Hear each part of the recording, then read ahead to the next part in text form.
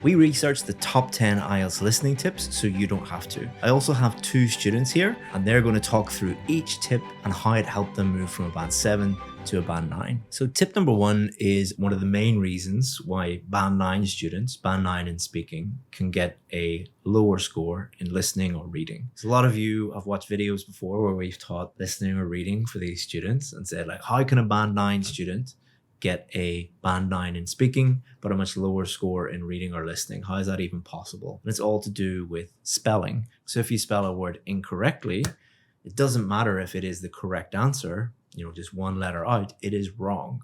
And that's how a lot of students who should be getting a band 9 end up getting a band 7 or 7.5 or 8. And if you fix your spelling mistakes, you're going to get a higher score. So you might think that that's really unfair and think like, one little letter out of place, like what difference does that make? Well, have a look at this photo. Every day in Vietnam, I would go to the local Starbucks and they would think that I was their Lord and Savior when really I was just Chris. All right. I'm not Christ. I'm just Chris. All right. So it can make a difference. Another story is I used to work on this team and we were working on a project and I sent a message to a female colleague. The message should have said, can't wait for our data. So we were waiting on some data. But guess what I wrote? No. Can't wait for our date. Oh my God. Did that get you in trouble? Yeah. Oh my God. I can't imagine. So spelling matters. Wow. So we're going to teach you the same technique that we taught these 2 students. And this is going to massively improve your spelling. So if you are working on your listening, you were probably working on your writing at the same time. So I want you to follow this system. Number 1, open up a document and turn spell check off. Don't have spell check, especially autocorrect. Don't have it on. We want to be able to see your spelling mistakes in a minute. Step 2, write one of your practice essays. You're going to be practicing essays anyway. Write the whole practice essay. Once you get to the end, turn spell check on and it will reveal all of your spelling mistakes. Step number 3, get a new notebook. This is now your spelling mistake notebook. Go through your essay, write down all of your spelling mistakes as they are spelled incorrectly in one column. And in the next column, you're going to write it spelled correctly. Once you do that for a few days, a few weeks, a few months, depending on how much practice you're doing for writing, you will start to notice patterns. You'll start to notice problem words or the type of words that you have an issue with. And then you will be able to easily spot those and spot, I might spell this incorrectly, and then spell it correctly on test day. And that's what you guys did. And did it improve your spelling? Definitely. Mm-hmm. Yes, it did. The next tip is about paper-based versus computer-based. Some students prefer paper, some students prefer the computer. Luckily, both students have done both. So we're going to talk about the pros and cons of each, and then you can decide which one is right for you. So Priyanka, you've done both. Which one did you prefer, paper or computer? Definitely computer. Mm-hmm. I have a hard time multitasking. And I felt like when I did the paper-based test, I was distracted because I had to write down the option and have to listen at the same time. Mm-hmm. But with the computer-based test, I could just click. As soon as I heard what I wanted to hear, I would just click and it made it simpler. Mm-hmm. Less distraction. Which one did you prefer? I prefer the computer test because I feel like it comes more natural to me to be listening and answering at the same time instead of looking at the book and then listening and then reading and then looking for the answers. I think that's a lot more distracting and it's overwhelming at the same time. Mm-hmm. And it wastes a lot of time from me. Do you work in an office? Yes, I do. So you're looking at a screen and Mhm, listening constantly. all day anyway? Yeah, so it's natural for me. Yeah, a lot of the students that we speak to, if they are used to, like, for example, if they work in an office, they're used to listening to colleagues and looking at a screen at the same time. And it's not that different, but for some reason, as soon as you say, okay, stop looking at a screen, look at a book, it feels a little bit unnatural for them. Yeah. And they don't do massively better on the computer-based test, but any edge you can get, you should take.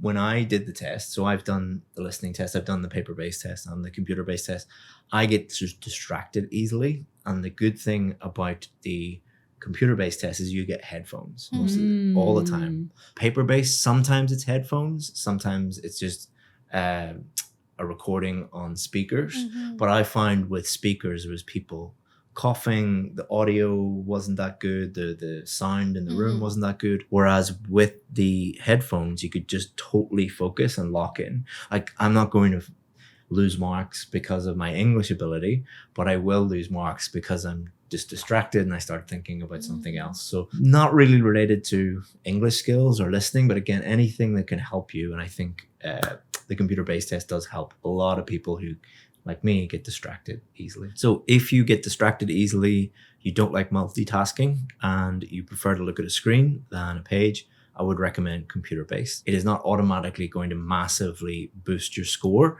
but it will reduce stress, reduce distractions, and help you get the best possible score for you. But it's not a magic trick that's going to boost your score by 2 or 3 bands or anything like that. But if you do have to do a paper test, I would highly recommend using a pencil, because if you make a mistake, you can just erase it. If it's with a pen or anything else, you can't cut it out. So absolutely agree. It sounds like a silly question, should I use a pen or a pencil? What has that got to do with your English level or your listening skills?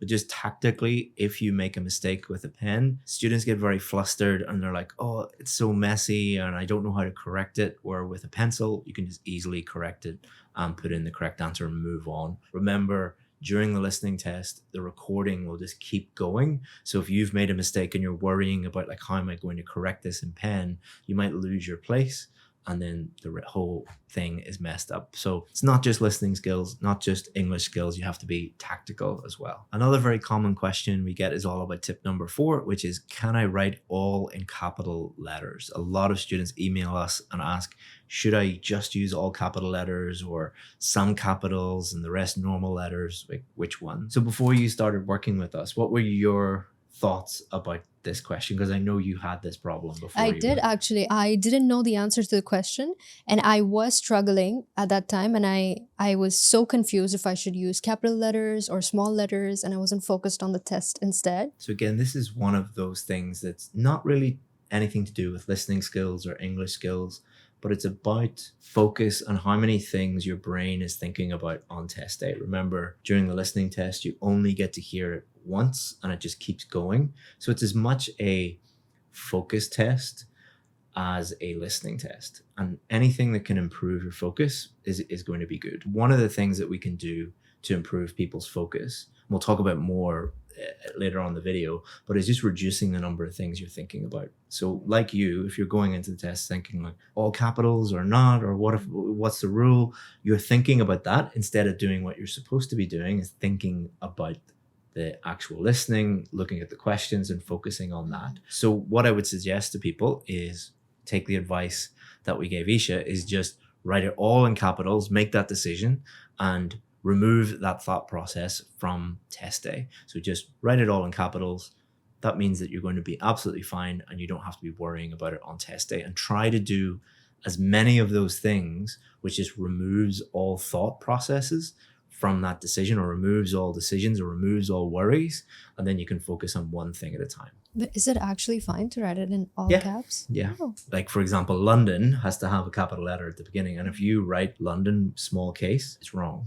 Okay, so if you write L capital and then the rest in small, it's fine, right? Yeah. All capitals is fine, but small case and then small case ONDON is wrong. So all caps, they can't say, oh, you didn't capitalize the first letter. Wow. So you avoid that risk of not capitalizing the right letters. Interesting. So tip number 5 is always read the instructions carefully, especially when it talks about word count. Priyanka, you had this problem. Can you talk us through what the issue was? I used to have trouble with the one word and / or a number. Mm-hmm. I couldn't quite understand it. Mm-hmm. But then once I learned how to work around that, it made it a lot easier. Yeah. So we're going to teach the audience the exact same technique that we taught you, and it's going to be super easy once you understand this. So before we show you that technique, it's just important to tell you at the beginning that every word counts. So for example, airport isn't 2 separate words, that's one word, but the airport is 2 words. So some people think the or a or an, like articles, don't count, but the airport would be 2 words. The only exception to that rule is hyphenated words. For example, ex-examiner, hyphenated, that would be one word. So all words count, but be careful with hyphenated words. That is one word. So what we're going to do is I'm going to teach you exactly the same thing that I taught Priyanka. So we're going to create a cheat sheet, and that just makes it super clear so that on test day, you know exactly what you're going to do. So Priyanka, where are you from? India. Okay, write that down. How many words? 1. Okay, write that beside it. One word. Which city are you from? New Delhi. Okay, and how many words? 2. Okay, write that down. So which terminal did you fly out of to be here today? Terminal 2. Okay, so you both created your little cheat sheet. So the good thing about this is it's personal to you. So you have like where you're from, the airport you flew out of, your address, your high school. People at home, just write 2 or 3 things that are very personal to you. One with one word in it, one with more than one word, and something with like a number and words in it, like an address, or we had terminal 2, like an airport, something like that. And then what you can do is you can go through these questions and you can test using the instructions which ones would be right and which ones would be wrong. So for example, one word and or a number. So Mumbai, is that one word and or a number? Would that be correct? Yeah, it's one word. New Delhi, would that be one word and or a number? No. Why not? It's 2 words. Yeah, it's more than that. What about terminal 2, one word and or number? Would that be correct? Yes. Okay, good. So for this question, it says one word only. If you wrote Mumbai, would that be correct? Yes. What about Billabong High School? Would that be No. correct? Mm-mm. No. What about New Delhi, correct? Mm-mm. India? Mm-hmm. Okay, good. So by personalizing it, you're removing all of the confusion and making it super simple. So try that at home and it should make it much, much clearer. If you find that tip useful, you also want to download this, which is full of extra tips. And it also includes a step-by-step strategy for every single one of the IELTS listening questions. It also includes lots of practice tests and a lot of extras that are going to help you with IELTS listening. We normally don't give this out. We normally only give it to our VIP students, but it's free for you today as our gift. Get it by clicking on the link in the description or the pinned comment. Get it before we remove it. Tip number 6 is probably the most important one. It sounds super obvious, but it is the most important one for a reason. And it is, your job is to find the correct answer. Now you might think like, of course that's the correct answer. But most students don't do that. They think that they have multiple jobs on test day. So let's talk about that. During the test, you had a big problem. What was your problem that you had on test day that stopped you finding the correct answer? I couldn't understand what some of the words mean, and that put me in a lot of I wasn't sure if I was writing the right answer because I was too focused on finding a meaning of these words rather than actually looking for the answer, which was wasting a lot of time. Good. And did you have the same problem? Yeah. If I didn't understand even one word, I would feel like I'm not understanding the complete context of what I was reading. So even the rest of it that I would understand would be compromised because I didn't understand that one word. Yeah.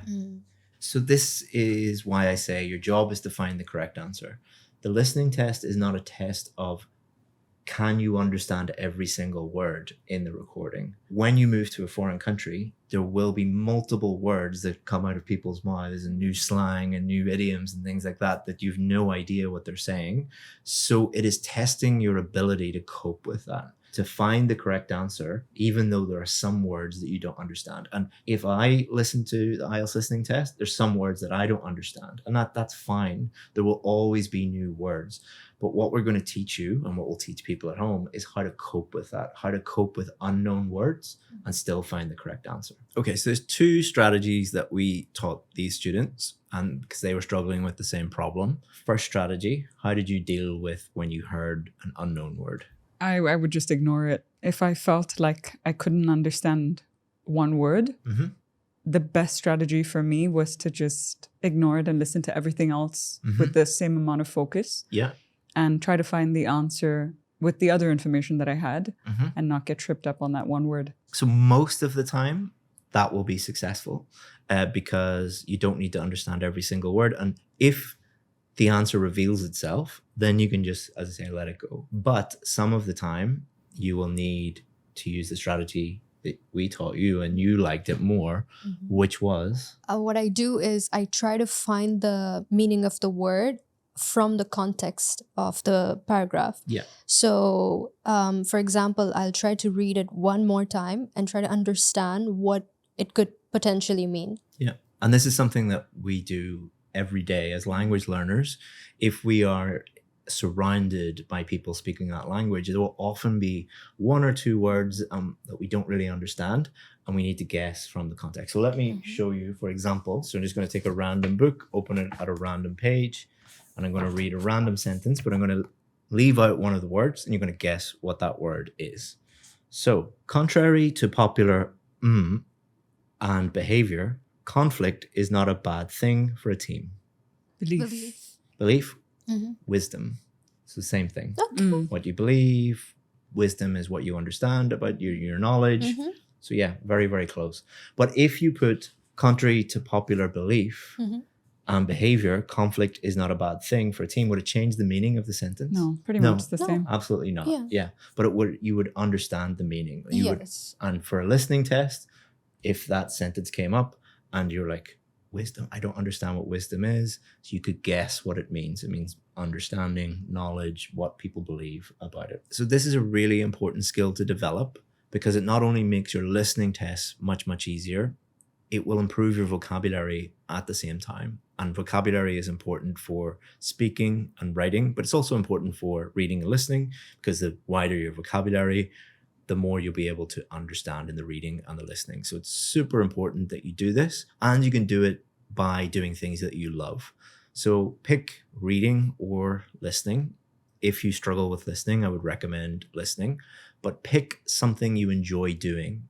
So that could be a podcast about, for me, business. For you, it would be serial killers. Serial killers. For you, that would be Spirituality. So I'm sure there's 100 different podcasts on spirituality. There's probably 10,000 on serial killers, and there's a few on business. So what you would do is listen to that, obviously in English. So you're going to be enjoying yourself while you're doing it. But every time you hear a new word, it's important to not look that up immediately in the dictionary. What you should do is think about, what does that word actually mean?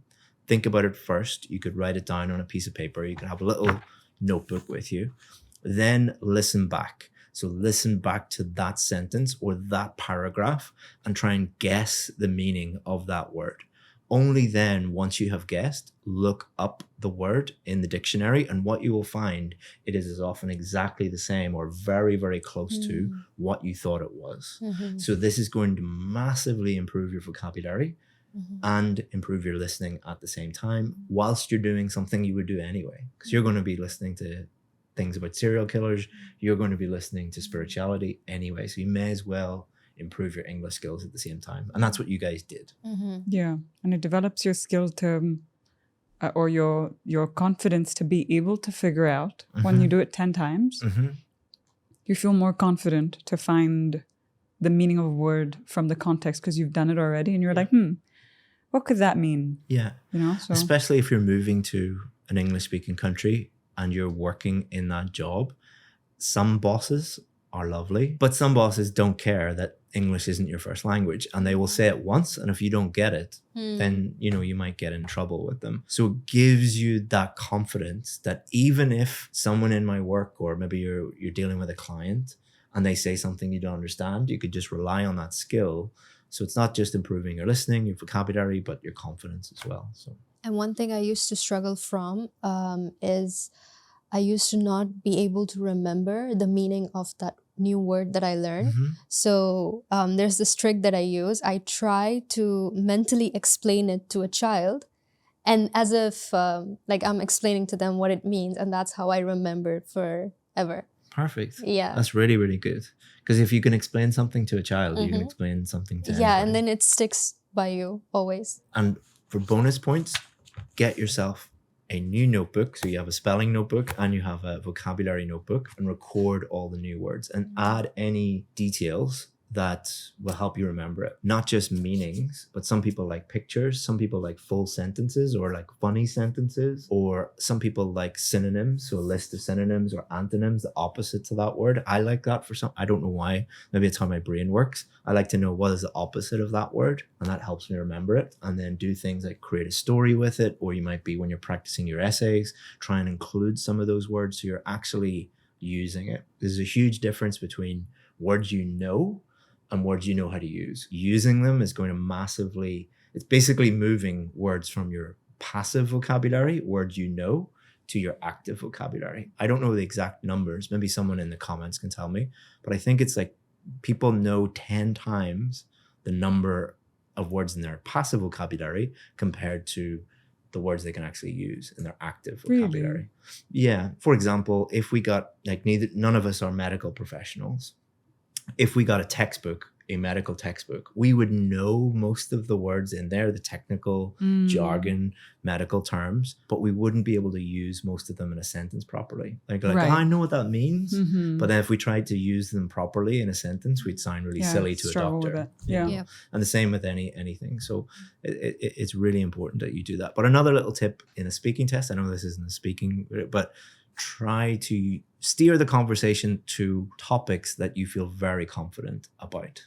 So if you're a doctor, try and steer it towards medical discussions, because you'll be able to use very impressive vocabulary from your active vocabulary. Tip number 7 is to prepare your answers before you hear the recording. So when you are doing the test, you will have a few minutes normally to look at the questions like these ones here and prepare your answers. So what do I mean by that exactly? There's certain techniques you can use that massively increase your chances of getting the correct answer and reduce stress and reduce the biggest fear that a lot of people have in the listening test, which is getting lost. So it helps manage that. And I actually tested this on myself. What I did was I did 2 listening tests. One, I didn't look at the questions and I didn't prepare any of the answers, and I just did it kind of blind in that way, if that's the right terminology. Another one, I did it normally. I prepared the answers and I got a band 7 the first time and a band 9 the second time. So it shows like a native English speaker would even struggle if they don't prepare first. So think about that from your perspective. How many bands are you losing because you're not preparing for the questions coming up? Okay, so we're going to work on this question together, and we're going to think about how we would use this technique of preparing before you hear the recording, what we would do. So the first thing that we would do, what's the first thing that we do when we see this question? The type of question. Yep, that's important because, as I already said, there's a different strategy for each of the different types of questions. You can download all the different types and see the strategies for each of them in the download. But if you look at it and think, this is this type of question, you can automatically think, okay, I need to use this strategy, or this is this type of question coming up. So that's the first step. So the second thing we would do is Read the instructions. Why is that important? Because it's going to give you essential information, the do's and don'ts, and what you have to make sure to get right. So the first thing we would say here is complete the sentences below, so we know our job. So it's telling us exactly what to do. That might sound super obvious, but on test day, when the recording's rolling and you're under stress, people just don't know what to do. So just like focus in on that, complete the sentences. Okay, the next thing, no more than 2 words. What does no more than 2 words mean? 2 or less. Exactly. Okay. So would 1 word be okay? Yes. Would 2 words be okay? Yes. Yeah, so it's only 1 or 2. So now we know what question is coming up. We know exactly what to do, and we know how many words or numbers we need to write. So we're preparing ourselves that way. What's the third thing you should do? Understand the context. Mm-hmm. So what are the words? What do they mean? Mhm. What's the basic general gist? Yeah, like all human brains need context. So if I say one thing in one context and one thing in a different context, it means completely Different things. Yeah. So we need to understand the context. So if we have a look at this one, if we look at all the sentences, so we have natural gas, we have source of electricity, carbon output, solar, nuclear power plants, Bill Gates. So what's the context of this? What topic are we talking about? Energy, sustainable energy, Yeah. fuel. Yeah. Yeah. Energy, renewable energy, non-renewable Sustainability, energy, yeah. all of those different things. So we're preparing our brains for this, and our brains can make better sense of Right. everything if we understand the context. So the fourth thing that we should do to prepare, What type of word it is, if it's a noun coming up, or adjectives, or Yeah. verbs. yeah. So let's look at this second sentence. The source of electricity, which has a carbon output lower than solar something. Solar energy. Yeah. Yeah. Oh, So simple. energy is a noun. Mm. Yeah. Or if we look at this one, the only form of energy less popular than nuclear is, what type of word is that going to be? It would be not a verb, not a noun actually. Yeah. Yeah. Not an adjective, not a verb, not an adverb. So Yeah. And we could go even further and say it's probably like wind or coal or gas or some type of energy. And then the final one, Bill Gates is developing advanced reactors in probably a country. Maybe if it's America, it could be a state, or it could be the ocean, or it could be, but it's Right. definitely going to be a noun, but it's probably going to be a country or a place or something like that. So again, we're preparing our brains by understanding context, the type of word, noun, verb, adjective, the category of word. Is it could be a country, could be a state, could be a place, it could be a type of energy. So it's making it us much more likely to get the correct answer. And some of these, you could guess the correct answer without even listening. So it makes the listening much, much easier. Once we do all of that, the final thing that we can do is Predict the correct answer. okay. So if we have a look at this one, the source of electricity, which has a carbon output lower than solar, what do you think is a good Wind. prediction? Wind, other than solar, is wind. Okay, it couldn't be is wind energy, because that would be 3 words. Remember, it has to be under 2 words. Oh, But I thought is already in there. no, Oh. is not. So let's go is wind for you. Tidal. Okay, is tidal. Let's have a look at the answers. So the answer is nuclear.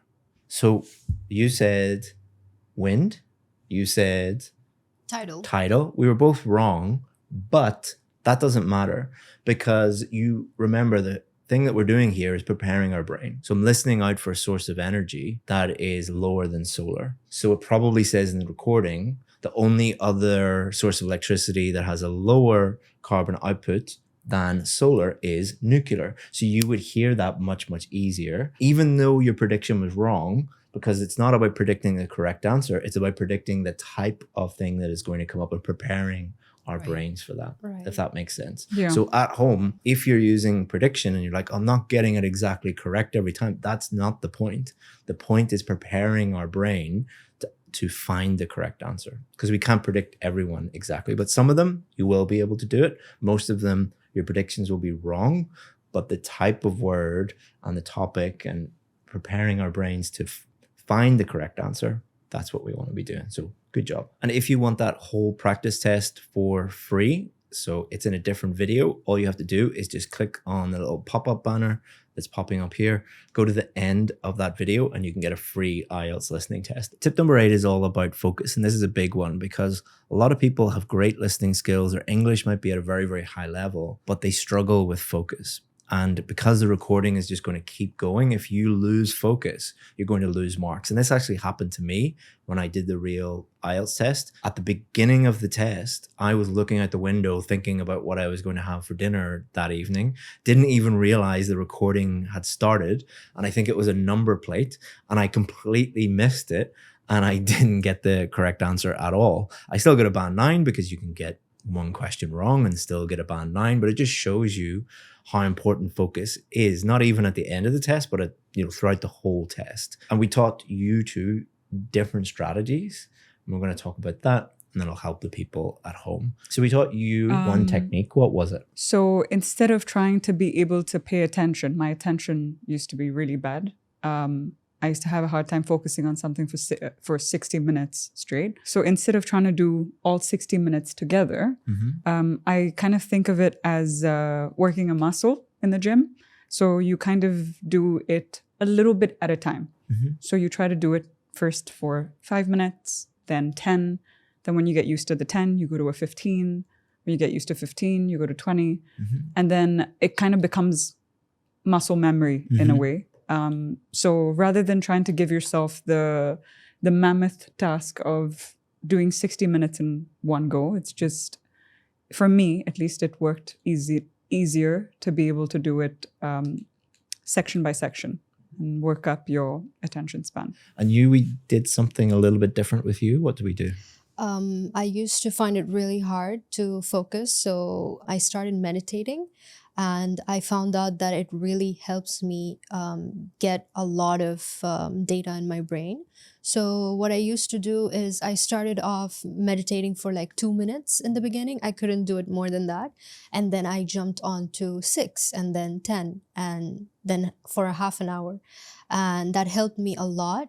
And that's something I use now to better my attention span. And the good thing about meditation is it gives people a little bit of a break from studying. Yes, it does. Yes. Because a lot of people, not saying any of you viewers would do this, but a lot of people email us the week before their test and they're like, I need to cram, I need to prepare for the test in 1 week, and they're studying like crazy, and it's too much, to be honest, for most people. So meditation not only improves your focus but gives you a break from studying, kind of, as you said, like a data dump, like allows you to clear out your brain a little bit. So if you're struggling with focus and you want a way of doing it while chilling out at the same time, and it's beneficial in a lot of other ways, meditation is good. There's lots of meditation apps out there. Don't ask me which one, just find one and go with it. And finally, but most importantly, my best tip for staying focused throughout the entire test is reducing as much stress on test day as possible. The number one way to reduce stress is preparation. When people say stress, what I really hear is fear. They have fear that they're not going to do well. Why are you so fearful? Because deep down, you know you haven't put the work in and you're not prepared. But when I go and do the test, I know that I've done the work. When my VIP students go and do the test, we know that they've done everything they can. The best way to do that is understand the different questions, understand the strategies for the different questions, and download the PDF. It has all of that for you. So if you want to be really stressed, don't do that. But if you want to be totally serene on test day and stay 100% focused, familiarize yourself with the different questions, practice those strategies, put them into practice, really, really important. Understand your weaknesses, attack those weaknesses, turn them into strengths so that you can approach test day and know exactly what to do with no fear, no stress. Tip number 8 is called the shark strategy. So some species of shark need to keep moving, and if they don't move, water doesn't go into their gills, they don't get oxygen, and they die. They literally need to move in order to survive. This is exactly the same in the IELTS listening test. You need to keep moving in order to get one of the higher scores. If you stop, you lose focus, or you focus in on a question or focus on a word you don't understand, and you stop following the recording, you're dead. So you need to keep going and you need to follow the recording. Tip number 9 is a really surprising one that I didn't think most students would have a problem with. But when we looked at your answers, you had that problem, which was some of the questions you didn't even have an answer for them. And surprisingly, some of the multiple choice ones you didn't have an answer for at all. Why is that not the best strategy, especially for multiple choice and things like that? Because you still have a 25% chance of getting it right if you just close your eyes and pick one. So stupid to be leaving it blank. So we don't want to use that strategy for every question. We want to approach every question in a strategic way and find the correct answer.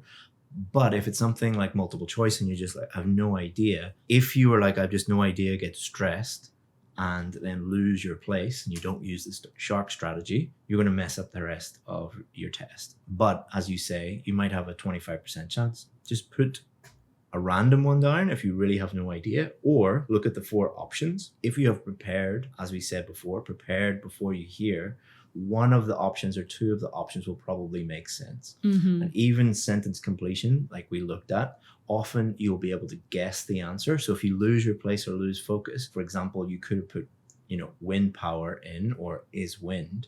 It might not be right, but how many different types of power are there? There's nuclear, there's wind, there's tidal, there's coal. Again, you still have a 25% chance. Don't use this for every single question. You're not going to do very well, but those questions where you get stuck and you need to move on, try that strategy. And there's no negative marking, so it makes sense. Nothing to lose. Yeah, you've nothing to lose.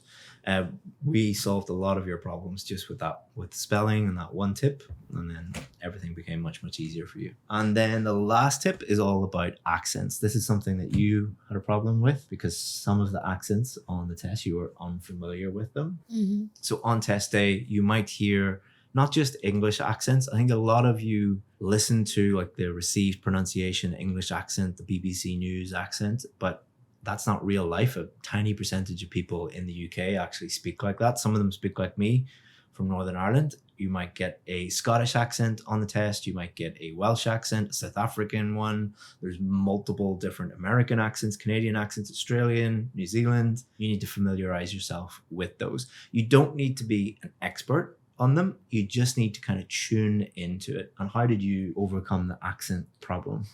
I used to watch a lot of news anyway, so I tried switching it to different countries, and I would watch their news in different accents. And also podcasts helped me a lot. I listened to them anyway, so I would try to look up channels which are from different countries, but they're speaking in English, so I can get a hold of the accent that they're talking in and understand what they're saying. And you can combine that strategy with the strategy that we talked about before about understanding words in context that you don't understand first time. So one time you could listen to an Australian podcast on something you like, and then the next one on an American one, and the next one on an Irish one. So you're listening to something you enjoy listening to, you're improving your accent recognition, you're getting familiar with those different accents, and you're improving your listening skills and your vocabulary all at the same time. So podcasts are your best friend. Now you need to put all of this into practice. So I have a free listening test in this video, and it has lots of other listening tips too. So if you want that, go to this video.